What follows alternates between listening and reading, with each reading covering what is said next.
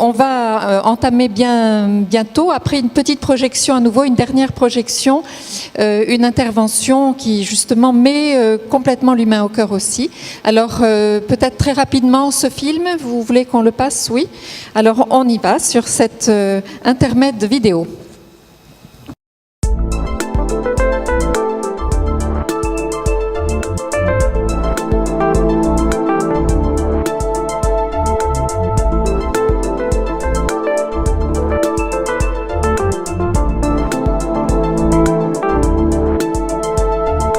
On est dans un monde de plus en plus complexe, où il est devenu totalement impossible d'avoir la solution tout seul. C'était déjà très compliqué avant, mais c'est devenu radicalement impossible.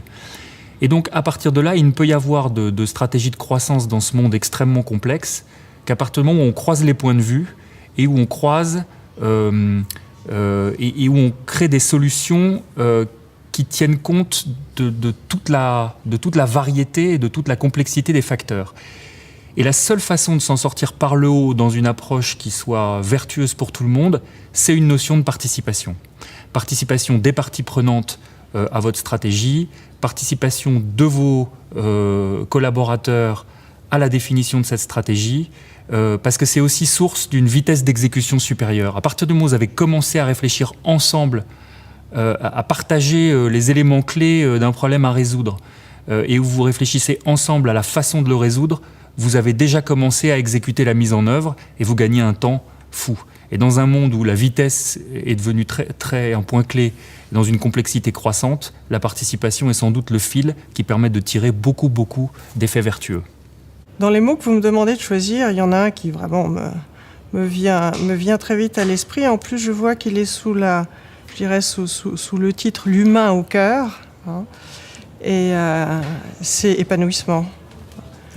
Je suis convaincue que nos entreprises peuvent être des lieux d'épanouissement. Mais ça veut dire qu'on ne s'occupe pas seulement du salarié qui est là,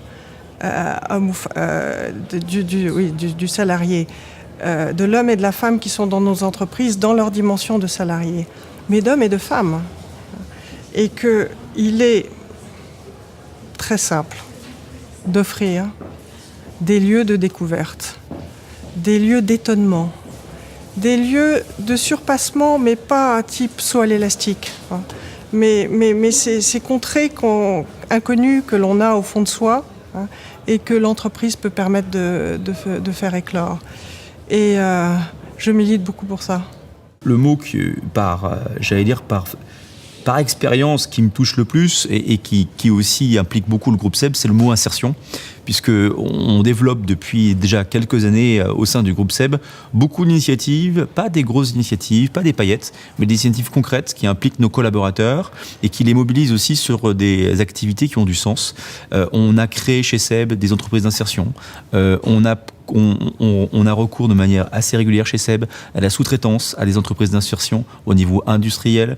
On a pu confier à des entreprises d'insertion également aussi des activités de service, notamment sur tout ce qui est bureautique et autres. Donc on est très investi dans l'ensemble de la chaîne de valeur avec le monde de l'insertion par l'économique au sens large. Et y compris, ça va jusqu'à l'intérim, puisqu'on a développé aussi, sur plusieurs de nos sites industriels en France, du recours à l'intérim d'insertion avec le groupe ID et le réseau ADECO Insertion. Donc ça va assez loin, notre partenariat avec le monde de l'insertion. C'est pas uniquement de l'achat, c'est aussi le fait d'impliquer nos collaborateurs sur ces projets d'insertion par l'économique. Et tout le monde y trouve du sens, et on arrive à mêler l'économique, parce qu'on arrive, en passant des commandes, à faire vivre et à créer des emplois d'insertion, mais ça interagit positivement aussi sur la fierté d'appartenance de nos salariés qui travaillent pour le groupe SEB, qui s'impliquent de manière assez durable sur ces sujets-là. C'est très important de faire des choses et de chercher le bien de l'autre pour l'autre, ne pas rapporter tout à soi. Et on peut établir comme ça des relations basées sur la confiance. Ça nécessite un grand travail sur soi-même, parce que le consumérisme, donc il faut arriver vraiment à se dominer aussi. Il y a beaucoup de valeurs internes qui doivent se nourrir, et une entreprise qui permettrait à ses collaborateurs de grandir ferait sens pour ces personnes. Je ne crois pas qu'elles auront envie de quitter l'entreprise, parce que l'entreprise bosse pour eux. Et à partir de là, on a envie de prendre et après de donner. Voilà.